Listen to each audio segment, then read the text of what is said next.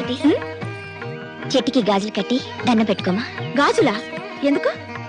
ఆడదానికి సీమంత రోజున గాజులు తొడుగుతారు కదా, నువ్వు త్వరలో తల్లి కావాలని కోరుకుంటూ గాజులు కట్టు. నాకు అలాంటి మూఢనమ్మకాలు లేవు. అయినా నాకు తొందరే వచ్చింది. పెళ్ళై ఇన్నేళ్ళైనా మీకు పిల్లలు లేరు కదా, మీరు కట్టుకోండి.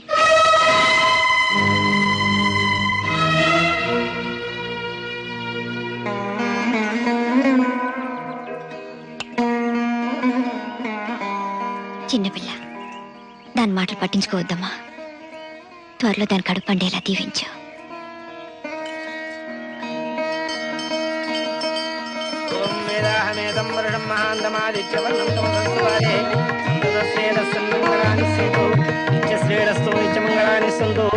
పరమేశ్వరే దేవతాభ్యో నమః. ఆనందకర్పూర దివ్య నీరాజనం దర్శయామి.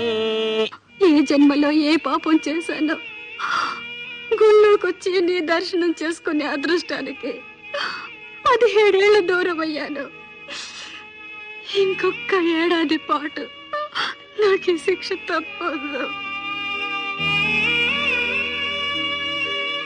స్వామి, నా కొడుకు చేసిన తప్పులన్నీ క్షమించి వారికి మంచి బుద్ధిని ప్రసాదించు. ఇంతకంటే నిన్నేవి కోరుకోను. నిన్నేవి కోరుకోను.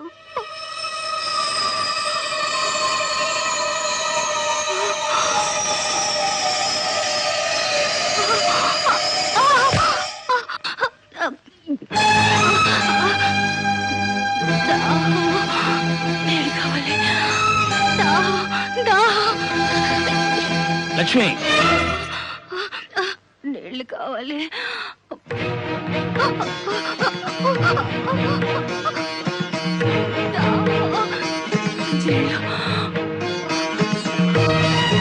నీళ్ళు కావాలి.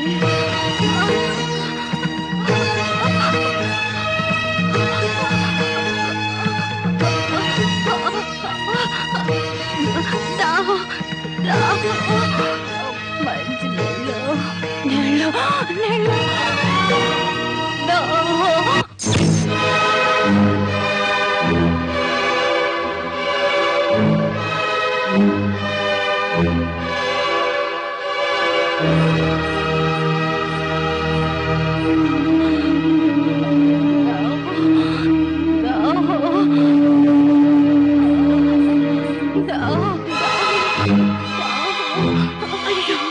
చూడండి.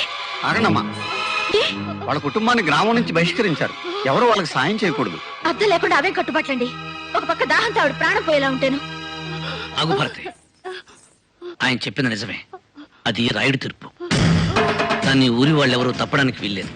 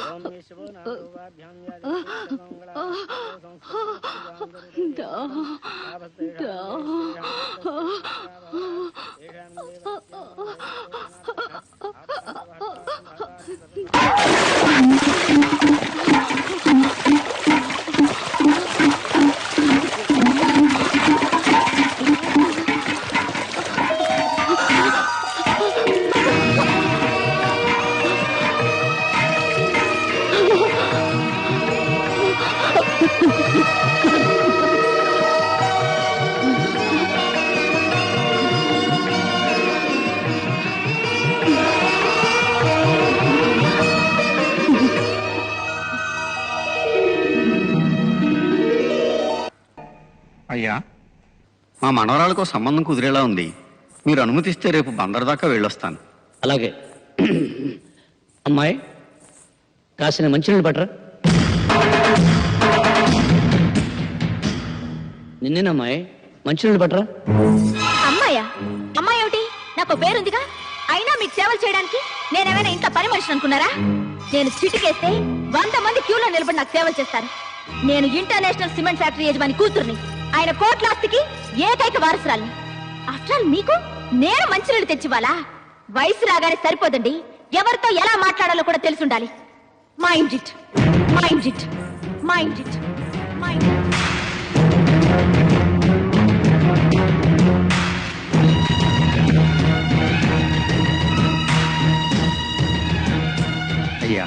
ఏదో తెలిసి తెలియనితనం, పాపం చిన్నపిల్ల. ఇందులో తన తప్పేముంది ఆచార్య గారు? 10 మందితో సేవలు చేయించుకోవడానికి అలవాటు పడ్డ అమ్మాయికి పని చెప్పడం మన తప్పు. అన్నయ్య మంచినీళ్ళు. ఎరా, నువ్వు ఇంకా పొలానికి వెళ్ళలేదా? బయలుదేరుతున్నా అన్నయ్య.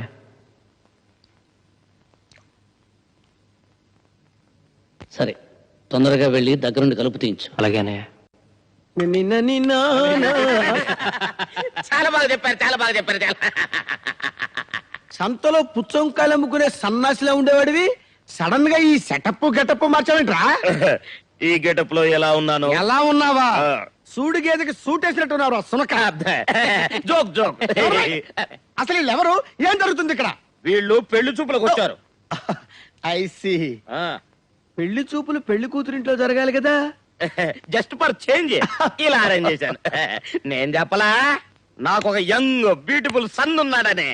ఇదే I'm Dhanush, son of this పురుష్. నమస్కారం అండి. నమస్కారం అండి. నమస్కారం. పెళ్లి కూతురు ఫోటోగ్రాఫర్ ఏమైనా తీసుకొచ్చారా? ఫోటో తీసుకురాలేదు బాబు, కానీ అమ్మాయి మాత్రం మహాలక్ష్మిలా ఉంటుంది.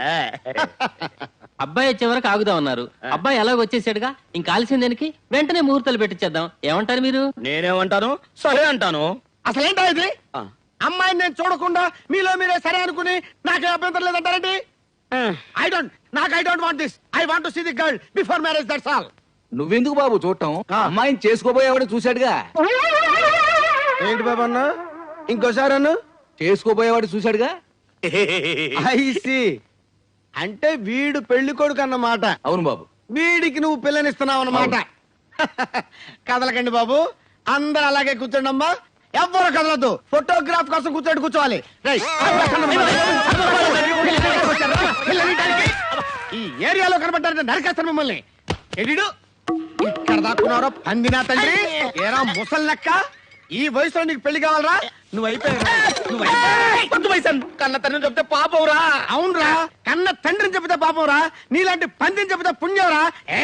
చంపుకోమై సన్. కానీ నన్ను చంపే ముందు ఒక్కటి గుర్తుంచుకో, నువ్వు నన్ను చంపితే నీ కన్న తల్లి ఎవరన్న రహస్యం నాతో పాటే చచ్చిపోతుంది. సెంటిమెంట్ తో కొట్టి ఆయింట్మెంట్ రాస్తున్నావు కదరా. ఆగిపోయావేమై సన్. నన్ను చంపుకో. నన్ను చంపటం నీ వల్ల కాదు. నీకు దమ్ము లేదు, నీకు చేత కాదు.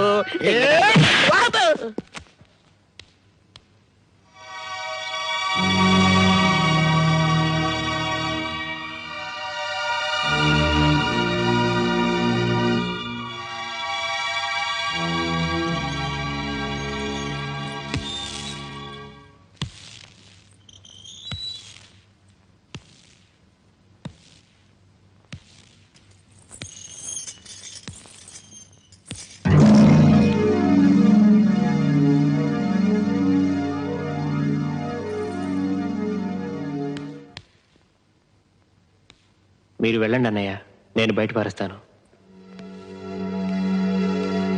ఆచార్య గారు, అయ్యా, రామయ్య కూతురు పెళ్లికి నగలు చేయించమన్నాను.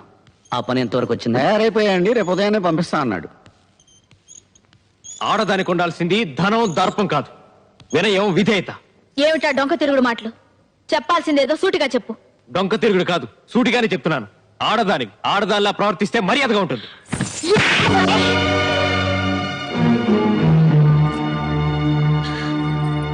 బాబు, నువ్వు లోపలికి వెళ్ళు.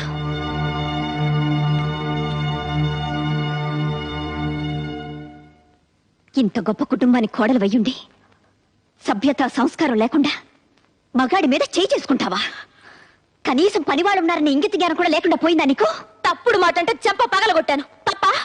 అయినా నువ్వెవరు నాకు అడ్వైస్ చేయడానికి? నాకు అత్తగారివా? కోడలిగా ఈ ఇంట్లో దీపం పెట్టడానికి నువ్వెలా వచ్చావో నేను అలాగే వచ్చాను. దీపం పెట్టడం అంటే నూనె పోసి వత్తి వేసి వెలిగించడం కాదే. పోయే వరకు మనం బ్రతకాల్సిన ఈ ఇంటి పరువు మర్యాద కాపాడమేనే దీపం పెట్టడం అంటే. నువ్వు చెప్తే తెలుసుకోవాల్సిన స్థితిలో నేనేం లేను. నేను నీకంటే ఎక్కువ చదువుకున్న దాన్ని, నాగరికత తెలిసిన దాన్ని. నాగరికత నాగరికత అంటే అర్థం పెద్దవాళ్ళని గౌరవించకపోవడం, మగాడిని చేయి చేసుకోవడం అనుకుంటున్నావా? కాదే.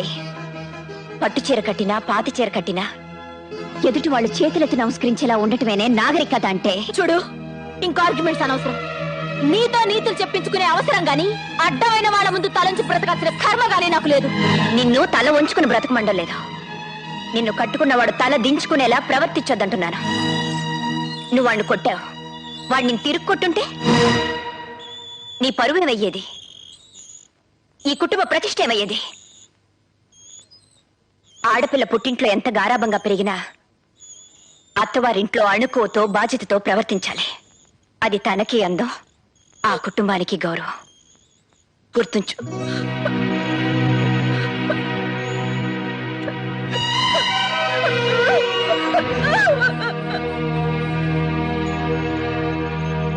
ఏమిటి అలా చూస్తున్నావు? మీ ఆవిడ ఏడుస్తూ వెళ్ళిందనా? వంట రాదని ఇంకా ఎన్నాళ్ళు తప్పించుకుంటావు? త్వరగా నేర్చుకొని కాస్త గట్టిగా గసిరాను. ఏ మీ ఆవిడ నేనేం అనకూడదా? ఆ హక్కు నీకు తప్ప ఇంకెవరికి ఉందొదినా? ఇలాంటి దేవతకే కోపం వచ్చిందంటే అది చేసిన తప్పు చిన్నదై ఉండదు. నన్ను క్షమించు. అవే మాటలు రాజా. అవునదినా, అది నాలో సగం కదా, దాని తప్పులో కూడా నాకు సగభాగం ఉంటుంది.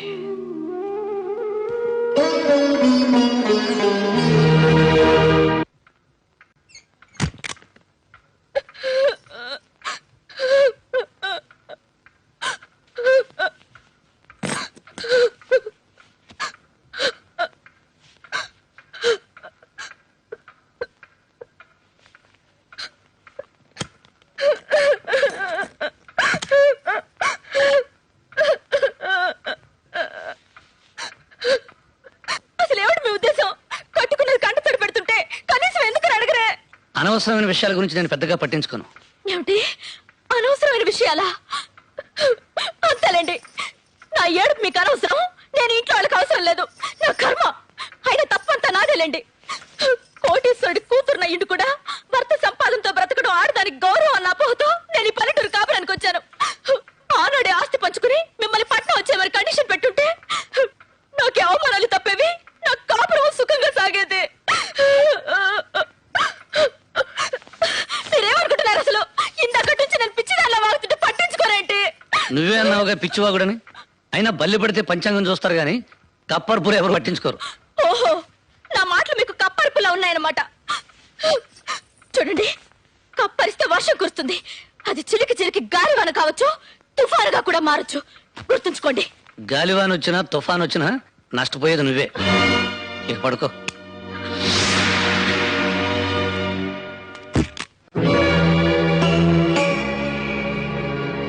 భారతి పుట్టింటికి వెళ్తుందన్నయ్య. అలాగా, చాలా సంతోషం. పెళ్ళిన తర్వాత నువ్వు కూడా వాళ్ళ ఇంటికి ఎప్పుడు వెళ్ళలేదు కదా. వెళ్ళి సరదాగా 4 రోజులు గడిపిరండి. నేను వెళ్ళడం లేదన్నయ్య.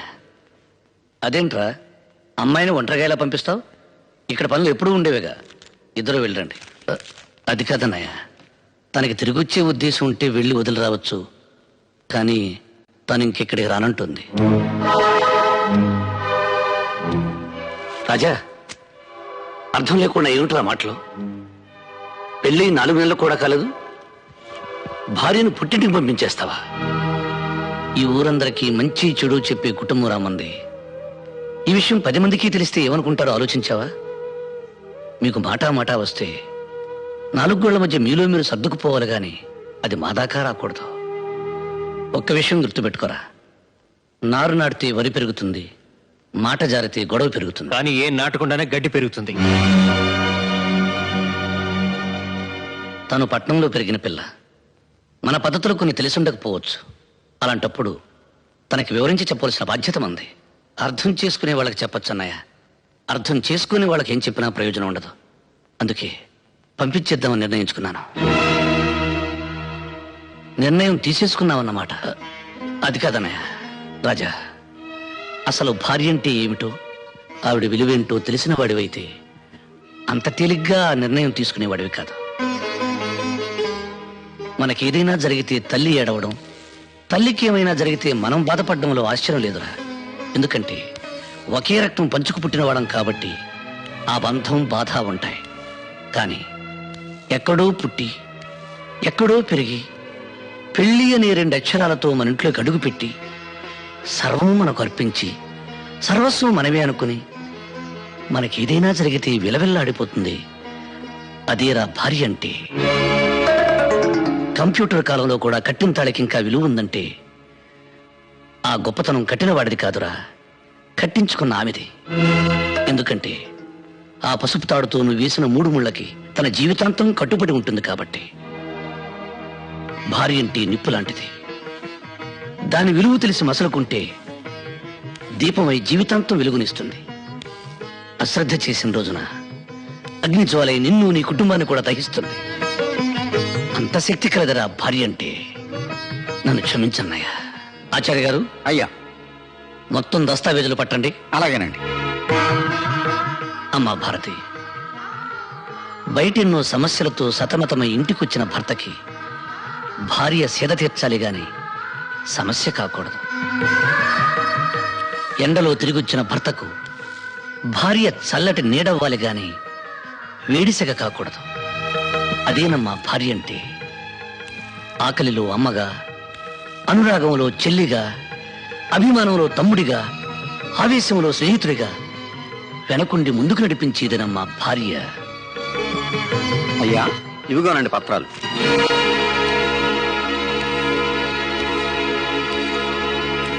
భారతి, మాకెక్కడెక్కడ ఏ ఆస్తులున్నాయో మాకే పూర్తిగా తెలియదు. వాటికి సంబంధించిన పత్రాలు ఇవి. నువ్వెక్కడ సంతకాలు పెట్టమంటే అక్కడ సంతకాలు పెట్టడానికి మా 3 అన్నదమ్ముల్లో ఎవరూ వెనకాడరు. లక్ష్మి, ఆ తాళాలు ఎలా ఇవ్వు. ఈ రోజు నుంచి ఈ ఇంటి బాధ్యత మొత్తం నీకు అప్పగిస్తున్నానమ్మా. కానీ నా ఒక్క కోరిక మాత్రం మన్నించమ్మా. కనీసం నా కంఠంలో ప్రాణం ఉన్నంత వరకైనా మా అన్నదమ్ముల్ని వేరు చేయాలనే ఆలోచన నీ కలలో కూడా రానివ్వకమ్మా. భారతి, భార్యాభర్తల సంబంధం గురించి, కుటుంబ సభ్యుల అనుబంధం గురించి ఓ ఇంగ్లీష్ కవి ఏమన్నాడో తెలుసా? The relationship between 2 persons of a family must be like a fish and water, but it should not be like a fish and a fissure man. ఎప్పుడు చిన్నప్పుడు చదువుకున్న చదువు నీకు ఇంగ్లీష్లో చెబితే అర్థమవుతుందని చెప్పాను. గ్రామర్ తప్పునుంటే మన్నించు, అసలు అర్థమే తప్పనుకుంటే క్షమించు.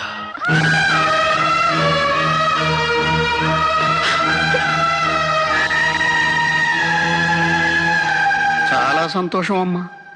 ఈరోజు మీ కారణంగా నా జీవితంలో ఎప్పటికీ చూడలేననుకున్నది ఒకటి చూశాను, వినలేననుకున్నది ఒకటి విన్నాను. అవేంటో చెప్పమంటారా అమ్మా? పెదరాయుడు గారి కళ్ళల్లో నీళ్లు, ఆయన నోటి వెంట క్షమించు అనే మాట. చాలా సంతోషం అమ్మా, చాలా సంతోషం.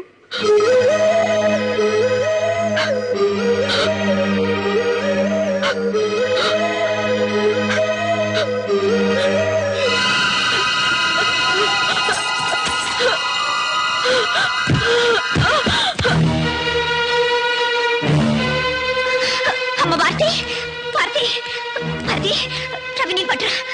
భారతి, భారతి, భారతి, అమ్మా, అమ్మ భారతి, భారతి. భారతి. ఎవ్వరూ కంగారు పడవలసిన అవసరం ఏమీ లేదండి. అమ్మాయి గారు తల్లి కాబోతున్నారు. మళ్ళీ ఇంట్లో పాపారాయుడు గారు పుట్టబోతున్నారు.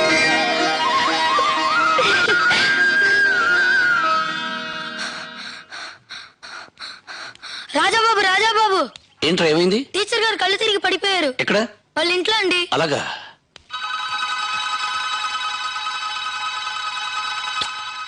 ఏమండి ఏమండి, ఆ రాజాబాబు మళ్ళీ టీచర్ ఇంట్లో దొరుకుతున్నాడు. చా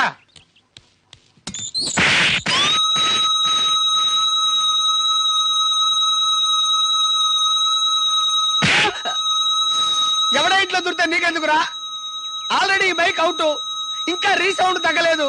ఉన్న ఈ బైక్ కూడా పోగొట్టుకోమంటావా? నేనేం చూడలేదు, నాకేం తెలీదు, నాకేం తెలీదు బాబు, నేనేం చూడలేదండి, నాకేం తెలీదు బాబు, నాకేం తెలీదు, నాకేం తెలీదు.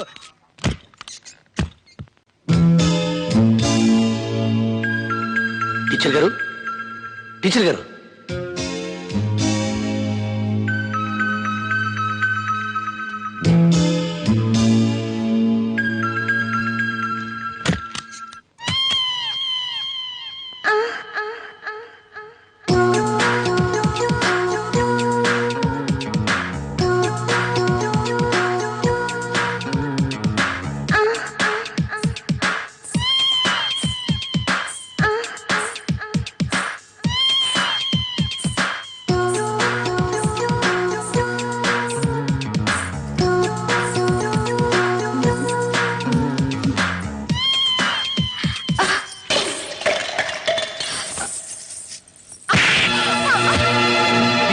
వేషాలు వేసామంటే చీరేస్తాను.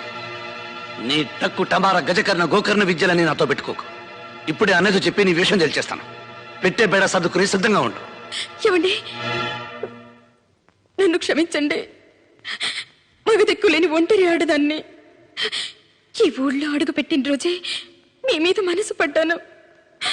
మీలాంటి ఉత్తముడికి భార్యని ఎరహత నాకెట్లు లేదు.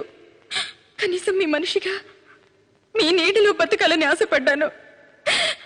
ఆ తాపత్రయంతో అతిగా ప్రవర్తించి మిమ్మల్ని నొప్పించాను. అర్థం చేసుకోండి please.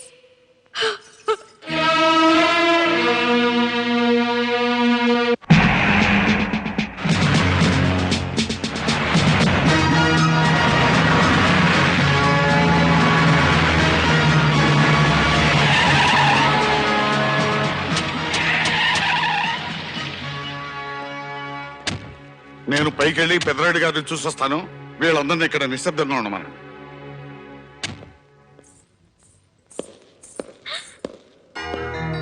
Hi daddy. Hi baby. Daddy బాగున్నారా? బాగున్నానమ్మా. ఇంట్లో అందరూ ఎలా ఉన్నారు?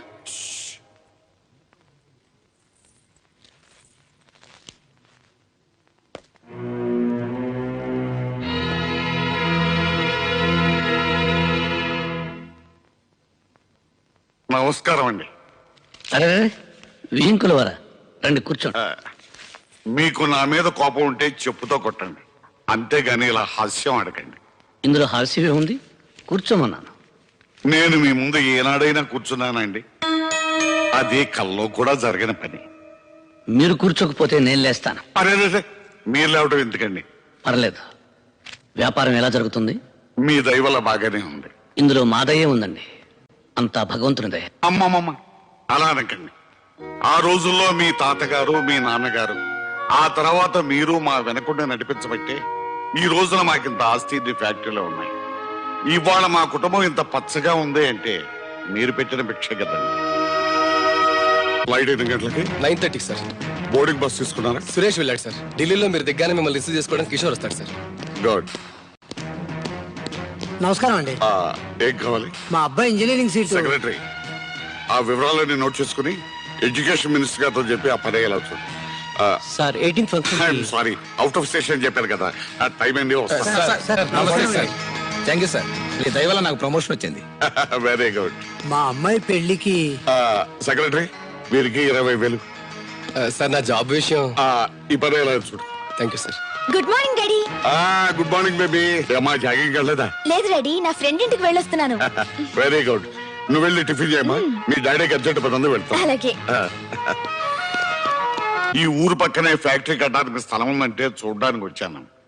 ఎలాగో ఇంత దూరం వచ్చాను కదా, మిమ్మల్ని కూడా చూసి వెళ్దామని వచ్చాను. వస్తానండి. అలాగే. అమ్మాయితో మాట్లాడి వెళ్ళండి. లేదండి, కొంచెం అర్జెంట్ పని ఉంది. అదేంటండి, ఇంత దూరం వచ్చి కనీసం కన్న కూతురు ఎలా ఉందో అడగకుండా వెళతారా? అందులో నువ్వు అమ్మాయి ఒట్టి మనిషి కూడా కాదు. నా బిడ్డను ఇంటి కోడలుగా చేసిన తర్వాత ఎలా ఉంది అని అడగటం దేవుని ముందు పువ్వు పెట్టి ఆ భక్తుడు దాని యోగక్షేమాల గురించి అడిగినట్టు ఉంటుంది. నాకు సెలవు ఇప్పించండి. వెళ్ళిరండి. వస్తాను.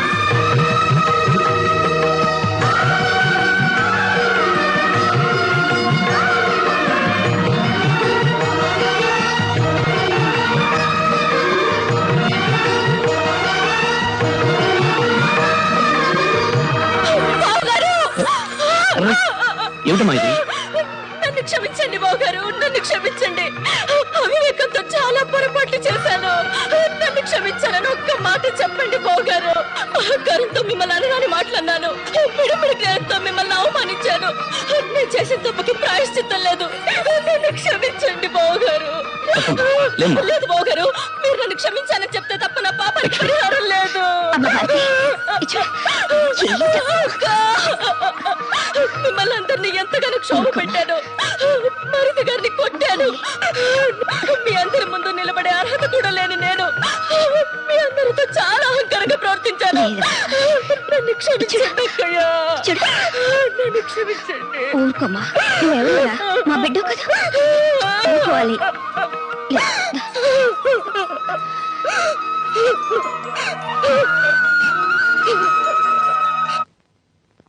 అభండాలు వేస్తున్నావు? పుట్టి బుద్ధరిగిన దగ్గర నుంచి అది ఎలాంటి వంశమో మా అందరికీ తెలుసు. వాళ్ళు పరాయి స్త్రీ వైపు కన్నెత్తి కూడా చూడరు. ఆ విషయం అప్పుడే పై చేసిన కన్నెపిల్ల దగ్గర నుంచి కాటికెళ్లే ముసలమ్మ వరకు తెలుసు. నువ్వు ఎక్కడి నుంచో వచ్చి వాళ్ళ మీద నిందలు వేస్తే ఇక్కడ ఎవరు నమ్మరు. అయ్యో నన్ను నమ్మండి, ప్రమాణ పూర్తిగా నేను చెప్పేదంతా నిజమే. ఆపై నాటకాలు ఇంకొక మాట పెదరాడి గారి కుటుంబం గురించి మాట్లాడేవో నేను నాలుగు ఇచ్చిరేస్తాను. చేసిందంతా చేసి టీచర్ అమ్మ మీరా? ఏంటమ్మా ఏమైంది? పెదరాయుడు గారి తమ్ముడు రాజా నన్ను చరిచాడు. ఆ విషయం వీళ్ళకి చెప్తుంటే ఎవరు నమ్మడం లేదు. అయిపోయిందా? ఆ రోజు నేను చూసింది ఈ రోజు వర్కౌట్ అయిందన్నమాట. ఏవయ్యా ఏంటి అలా చూస్తారు? ఒక ఆడకూతురు నడి రోడ్డు మీద ఏడుస్తుంటే మీకు పాప అనిపించగల? పెదనాయుడు గారి కుటుంబానికి ఒక న్యాయం, మిగతా వాళ్ళ కుటుంబానికి వేరే న్యాయమా? పెదనాయుడు గారి కొమ్ములు వెళ్తున్నాయా? ఏట్రా పేల్తరా? ఏం నీకంటే పొడుచుకొచ్చింది? పెదనాయుడు గారు మాకు బంధువే. బంధువుతో మాత్రం ఇటు వచ్చి మాట్లాడతా పారా. పోతాను పోరా. పోతాను. నమస్కారం సార్. ఏయ్, ఇది ఇవాళ పెదరాయుడు గారి తమ్ముడి మీద నిందేసింది. రేపు పెదరాయుడు గారి మీద నింద ఏదైనా నమ్మకం ఏంటి? దీని ముక్కు షోలు కోసేద్దాం. తీవ్ర కత్తి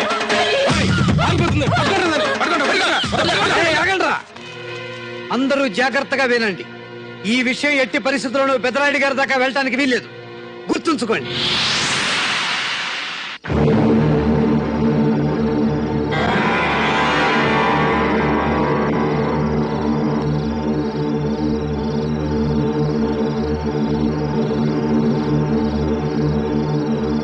ఈ రోజు రాజాబాబు మీద నిందేయడానికి తెగించింది. రేపు ఎంతకైనా తెగిస్తుందని ఊరి నుంచి తరిమేయాలనుకున్నామయ్యా. ముక్కు మొహం తెలియని టీచర్ అమ్మ వల్ల నిప్పులాంటి మీ వంశానికి మచ్చ రాకూడదనే అలా చేసామండి అయ్యా. కానీ ఇంత పని చేస్తుందని అనుకోలేదు. నిజాన్ని నా దగ్గర దాచడానికి ప్రయత్నించి మీరు చాలా పెద్ద తప్పు చేశారు. ఒక నిండు ప్రాణం పోవడానికి కారణమయ్యారు. నా మీద గౌరవం ఉన్న వాళ్ళు చేయవలసిన పని కాదు ఇది. మమ్మల్ని క్షమించండి అయ్యా. ఆచార్య గారు, అయ్యా తెల్లవారగానే పంచాయతీ. పెదరాయుడు గారు ఇన్నాళ్ళు ఇచ్చిన తీర్పు ఒక ఎత్తు, ఇప్పుడు ఇచ్చే తీర్పు ఒక ఎత్తు. అవునవును, మరి సొంత తమ్ముడు గొడవ కదా. ఏమండి, మీ తీర్పు గురించి మాట్లాడేందుకు దాన్ని కాను, కానీ ఒక్క మాట గుర్తు చేయకుండా ఉండలేకపోతున్నాను. మీరు తీర్పునివ్వబోయేది మీ తమ్ముడి మీద కాదు, మనం పెంచుకున్న బిడ్డ మీద, మన పెంపకం మీద, ఆ నమ్మకం మీద. తొందరగా పదండ్రా, పంచాయతీకి పెదరాయుడు గారు వచ్చే టైం అయింది. భార్యగా మనసు పంచుకున్న నాకంటే అన్నగా రక్తం పంచుకున్న మీకే మీ తమ్ముడి మంచితనం గురించి బాగా తెలుసు. అంతకు మించి చెప్పడానికి నాకు వయసు చాలదు, అర్హత లేదు. ఇయ్యాలేం తీర్పు చెప్తాడో చూడాలా. బంధువా పరాయుడు చూసి తీర్పు చెప్పే వాడు పెదరాయుడు వంశంలో లేదురా.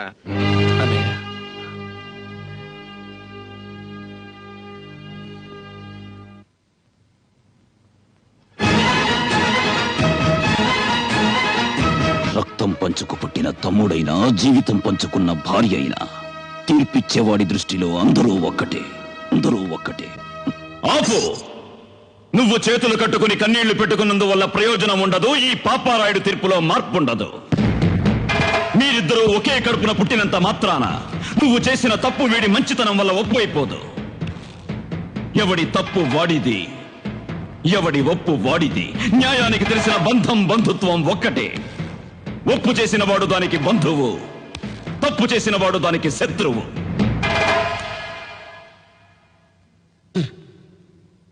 నా దృష్టిలో ఒక్కసారి తప్పు చేసిన వాడిని క్షమించడం, మరోసారి తప్పు చేయడానికి వాడికి అవకాశం ఇవ్వడం.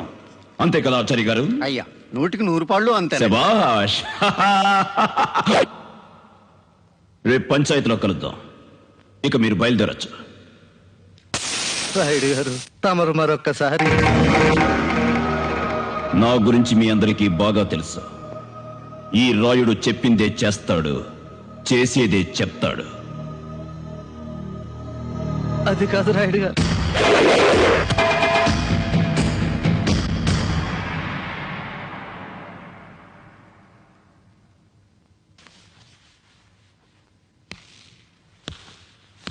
పెదరాయుడు, నీ పెళ్లి చూపుల విషయం నా తోడబుట్టిందంతా చెప్పావా? చెప్పాను నాన్నగారు. శభాష్, బయలుదేరు.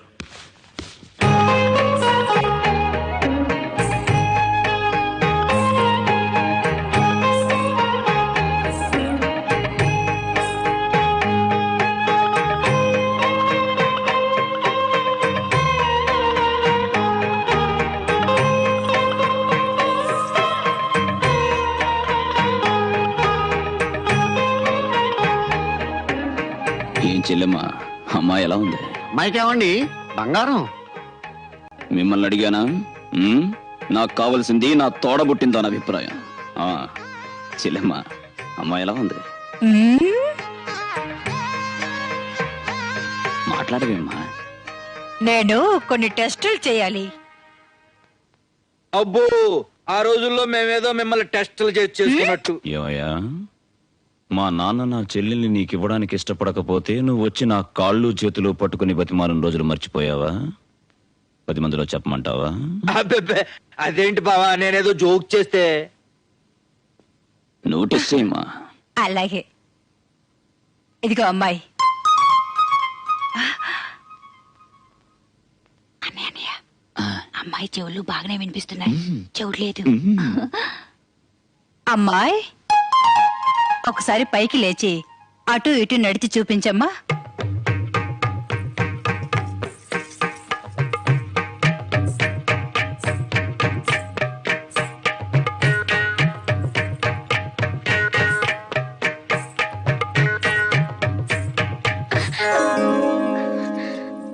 ఇక చాలే అమ్మా, కూర్చో.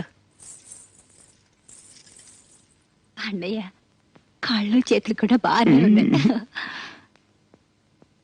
ఏం పెదరాయుడు, నాన్నగారు, అమ్మాయిని బాగా చూసుకున్నావుగా? నచ్చిందా? నాకు నచ్చడమే ఉంది నాన్నగారు. మీకు అత్తయ్యకి నచ్చితే చాలు. శభాష్. ఏం బావగారు, మీ అభిప్రాయం ఏంటి? మా అమ్మాయికి ఏంటి బావా, సాక్షాత్తు లక్ష్మీదేవిలా ఉంది. ఆగండి ఆగండి, ఏమైందమ్మా? ఇంకో టెస్ట్ మర్చిపోయాను. ఇదిగో అమ్మాయి, ఒక పాట పాడమ్మా. చెల్లెమ్మా, ఇప్పుడు అవన్నీ అవసరమా? నువ్వు ఊరుకో అన్నయ్య, నీకే తెలీదు. మోకదో మంచిదో తెలుసుకోవద్దు. శభాష్ శభాష్. అరే, ఎందుకమ్మా అలా భయపడతావు? నేను పాడతాను చూడు. అన్నయ్య, నువ్వు పాడమ్మా. భాష్!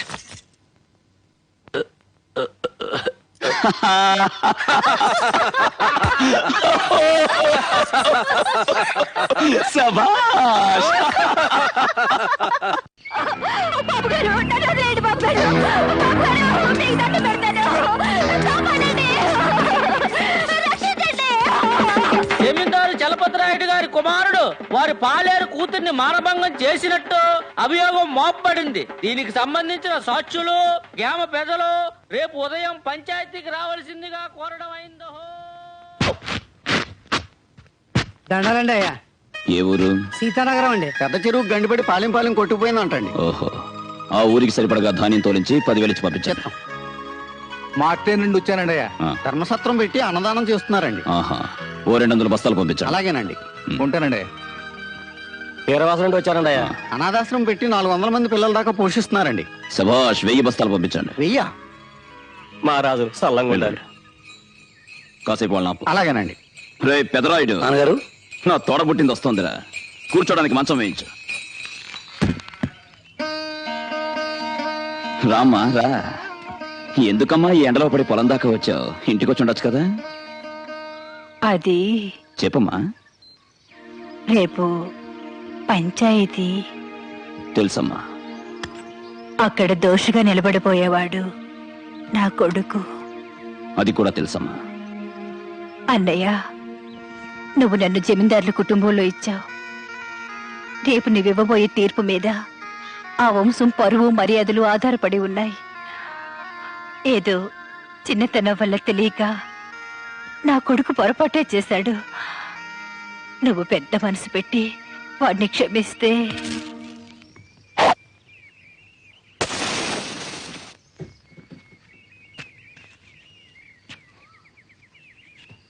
పెదరాయుడు, మన ఇనపెట్లో మీ అమ్మది 500 తులాల బంగారం ఉంది. దాన్ని నా తోడబుట్టిన దానికి ఇచ్చే. చూడమ్మా, రామాపురంలో నాకు 700 ఎకరాల కొబ్బరి తోట ఉంది. అది నీకు రాసిస్తాను. అలాగే కోదాడ పక్కనున్న 200 ఎకరాల సాగు భూమి కూడా నీ పేరులో రాస్తాను. నువ్వు కావాలంటే నాకున్న యావదాస్తిని నీకు ధారాదత్తం చేస్తాను. అంతేకాని మేము తరతరాలుగా నమ్ముకున్న నీతిని న్యాయాన్ని ఎవరి కోసం వదలను. అది కాదన్నయ్య,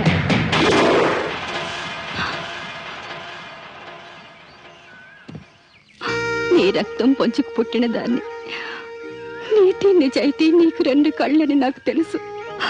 కానీ పేగు తెంచుకున్న వాడి మీద మమకారం చావక, ఒకవేళ అడుగుంటే అన్నయ్య కనికరం చూపించేవాడేమోనన్న చిన్న ఆశ నన్ను ఇక్కడికి రప్పించింది. నన్ను క్షమించన్నయ్య, క్షమించు.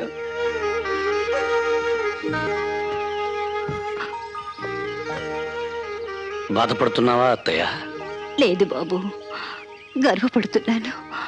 ప్రతి ఆడది తెల్లవచ్చు, కానీ కొంతమంది అదృష్టవంతులకు మాత్రమే ఇలాంటి అన్నయ్యకు చెల్లెలయ్యే భాగ్యం లభిస్తుంది.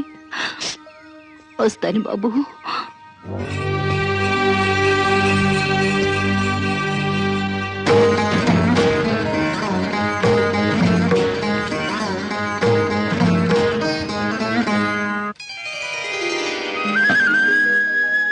పెదరాయుడు, నా కోడలు సాక్షాత్తు లక్ష్మీదేవిరా. నువ్వు పని మీద బయటికి వెళ్ళేటప్పుడు ఓ చెంబుడు మంచినీళ్ళు ఆవిడ చేత్తో తాగి వెళ్ళు. శుభం జరుగుతుంది. అలాగే నాన్నగారు. ఆచారి గారు, అయ్యా. పంచాయతీకి టైం అయింది, ఇంకా ఇక్కడే ఉన్నారేంటి? బయలుదేరండి. అలాగేనండి. వస్తానమ్మా. రా పెదరాయుడు.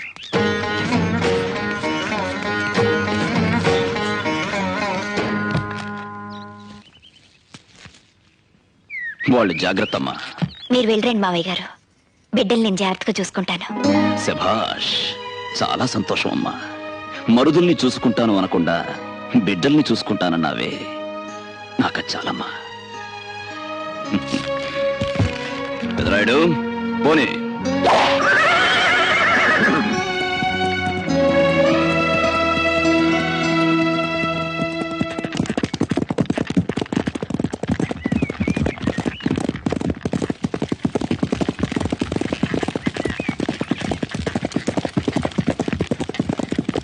బండాపు, ఇంటి మీదుగా వెళ్తూ ఇంట్లోకి రాకుండా వెళ్ళిపోతావే, లోపలికి వచ్చి కాసిన మజ్జిగ తాగేళ్ళు. తీర్పు చెప్పబోయే ముందు నేరం మోపబడిన వాళ్ళ ఇంటి వైపు కన్నెత్తి కూడా చూడను. నేరం రుజువు కాని పక్షంలో తీర్పు చెప్పిన తర్వాత వచ్చి నా చెల్లెలి చేతి వంట కడుపు నిండా తిని వెళ్తాను. బావా, నువ్వెవరి మీద అయితే తీర్పు ఇవ్వబోతున్నావో వాడు నీ చెల్లెలి కొడుకు మాత్రమే కాదు, రావు బహదూర్ రంగారావు గారి మనవడన్న సంగతి కూడా గుర్తుంచుకుంటే అందరికీ మంచిది. రాయుడు, పోనీ.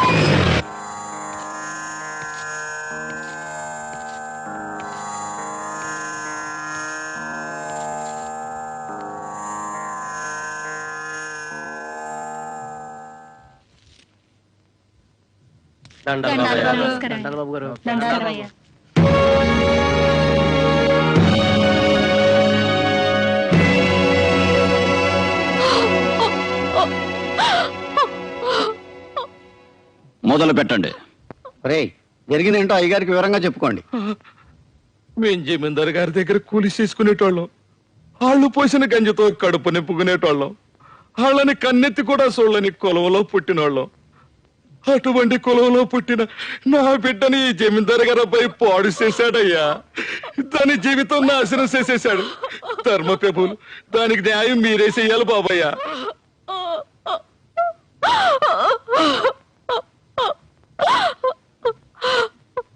నువ్వు ఆ పిల్లకి తండ్రివి, నీ మాటలేలా నమ్మడం? వేరే సాక్షులు ఎవరైనా ఉన్నారా? నేనున్నాను బాబయ్య. నువ్వు ఆ పిల్లకి ఏమవుతావు? మేనమామనండి. నీ సాక్ష్యం చెల్లదు. నేను కల్లారా చూసానయ్యా. నువ్వు ఆ పిల్లకి చుట్టానివేనా? మాది బాగా దూరపు చుట్టరికం, పిన్ని వరుస. దూరమైన దగ్గరైన బంధుత్వం బంధుత్వమే, నీ సాక్ష్యం కూడా చెల్లదు. వీళ్లతో ఏ రకమైన చుట్టరికం లేని వాళ్ళు, జరిగిన అన్యాయాన్ని కళ్ళారా చూసిన వాళ్ళు ఎవరైనా ఉంటే ముందుకొచ్చి సాక్ష్యం చెప్పొచ్చు.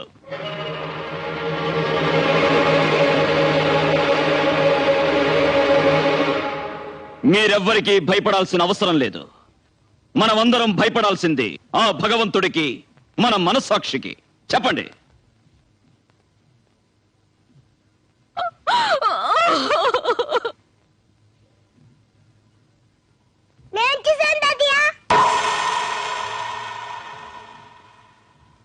ఏం చూసావు నాన్న? ఈ మామ ఈ అక్కని భుజం పైన వేసుకొని తీసుకెళ్ళాడు. అక్కేమో నన్ను కాపాడాన్ని అది అరిచింది. నేను వాళ్ళ వెనకాల పరిగెత్తాను. గాజుల గుట్ట మీద ఉన్న పాత బంగ్లాలోకి అక్క తీసుకెళ్లి తలుపేశాడు. లోపల నుంచి అక్క ఏడుపులు కేకలు వినిపించాయి. అదే తాతయ్య నేను చూసింది. ఏరా నీతి లేని కుక్క! మన కింద పనిచేసే వాళ్ళకి తిండి బట్ట ఇచ్చి అండగా నిలబడి ఆశ్రయం ఇవ్వడం యజమానిగా మన ధర్మం. అలాంటిది నిన్నే నమ్ముకుని నీ పంచన పడున్న వాళ్ళ పడకనే పంచుకున్నావంటే మృగానికి నీకు తేడా లేదు. రాయ్ అయ్యా, గుళ్ళోకెళ్ళి అమ్మవారి పసుపు తాడు పట్ల. అట్టగలయ్యా. ఇదిగో అమ్మాయి, ఇలా రా. ఏ చేతులతో అయితే ఆ అమ్మాయి జీవితాన్ని నాశనం చేశావో అదే చేతులతో ఆ అమ్మాయి మెళ్ళో తాళి కట్టి కొత్త జీవితాన్నివ్వు. ఇదే ఈ పాపారాయుడు తీర్పు. పాపారాయుడు, నీ తీర్పు మార్చు. అయినా ఇలాంటి అలగాజనంతో ఆడుకోవటం మాలాంటి జమీందారులకు మామూలే. నేను నీ చెల్లెలు భర్తని, వీడు మాకు పుట్టిన బిడ్డ. కాస్త ముందు వెనక ఆలోచించి తీర్పు ఇవ్వడం నేర్చుకో. ఆపరా ఆపరా ఆపరా ఆపరా ఆపరా. అంతకు మించి ఒక్క మాట ఎక్కువ మాట్లాడితే నీ నాలుక చీరేస్తాను. నా కళ్ళల్లోకి సూటిగా చూసి మాట్లాడడానికి భయపడే నువ్వు నా తీర్పుకి ఎదురు చెప్తావా? ప్రాణాలు తీస్తాను. బంధాలు బంధుత్వాలు కాదురా నాకు కావలసింది. నాకు కావలసింది నీతి, న్యాయం, ధర్మం. పుట్టిన పుట్టుక కాదురా ముఖ్యం. నాకు ముఖ్యం జరిగిన అన్యాయం, జరగాల్సిన న్యాయం. తీరా తాళి కట్టరా వెళ్ళి. పాపారాయుడు,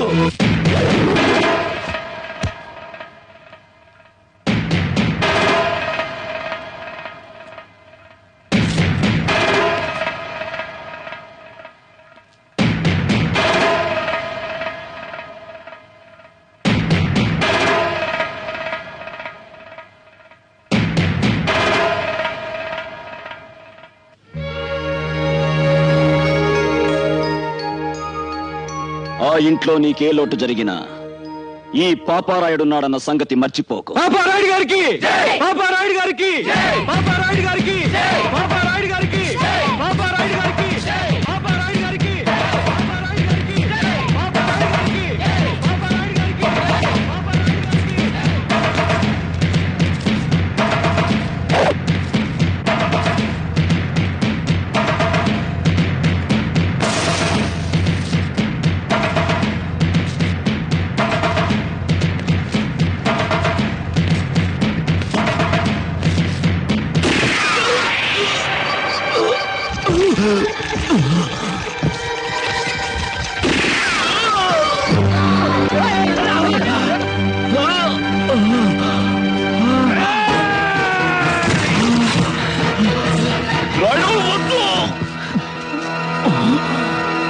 వద్దు, నా చెల్లెలి పసుపు కుంకాలు తుడిచేయద్దు.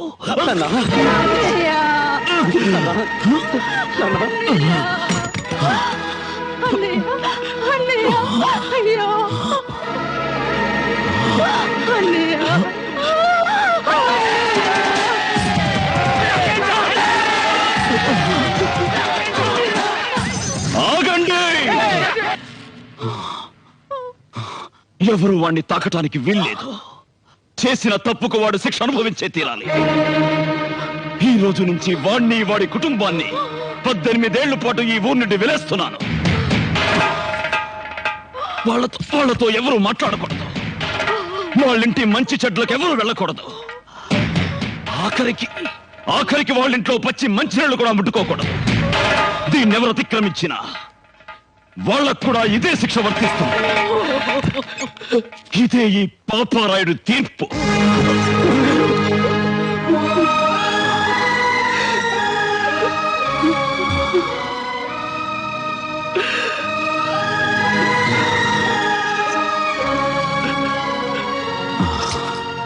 పెదరాయుడు, నా బాధ్యత తీర్పు చెప్పేవాడి దృష్టిలో అందరూ ఒక్కటే. న్యాయం మన ఊపిరి, ధర్మం మన ప్రాణం. ఎప్పుడైతే మనం తప్పుడు తీర్పిచ్చామో ఆ క్షణమే మనం చచ్చిపోయినట్టు లెక్క. గుర్తుంచుకో.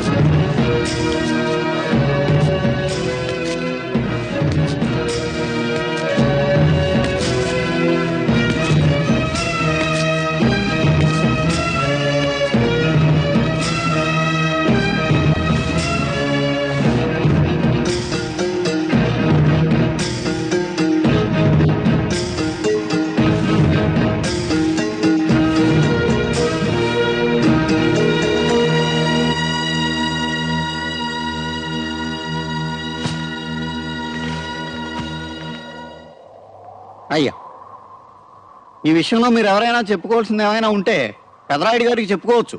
అయ్యా, రాజాబాబు టీచర్ అమ్మ ఒకళ్ళొకళ్ళు కౌగులించుకోవడం నా కళ్ళారా చూశానండి. ఆ రోజే ఆ విషయం మీకు చెప్పబోతే మీరు నా స్పీకర్ పనుకొట్టారండి. అదే విషయం నిన్న ఊరు జనానికి చెప్పబోతే వాళ్ళందరూ కలిసి నన్ను కొట్టపోయారండి. ఆ రోజైనా ఈ రోజైనా ఈ విషయం తమరు చెప్పడానికి కారణం ఒకటేనండి. తమరు ఈ ఊరికి పెద్దగా ఉండగా ఈ ఊళ్ళో ఎవరికి అన్యాయం జరగకూడదండి. ఒకవేళ నా మాట మీద తమరు నమ్మకం లేకపోతే వాళ్ళిద్దరి మధ్య పోస్ట్ మ్యాన్ లా పనిచేసిన ఒక సాక్షి ఉన్నాడండి. నేనేనండి. జరిగిందంటే అయ్యగారు చెప్పరా?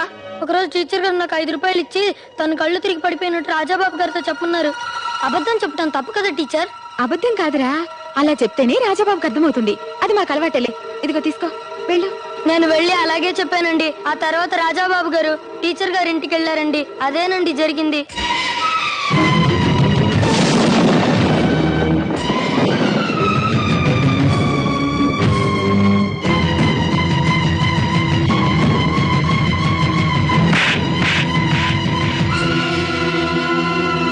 మన ఊరి టీచర్ అమ్మ మరణానికి కారణమైన ఈ రాజాని 10 ఏళ్ల పాటు వెలేస్తున్నాను. ఈ రోజు నుంచి అతనితో ఎవరూ మాట్లాడకూడదు. వాళ్ళింటి మంచి చెట్లకు ఎవరూ వెళ్ళకూడదు. వాళ్ళకి ఏ రకమైన సహాయ సహకారాలు అందించకూడదు. దీన్నెవరు అతిక్రమించినా వాళ్ళకి ఇదే శిక్ష వర్తిస్తుంది. ఇదే ఈ పెదరాయుడి తీర్పు.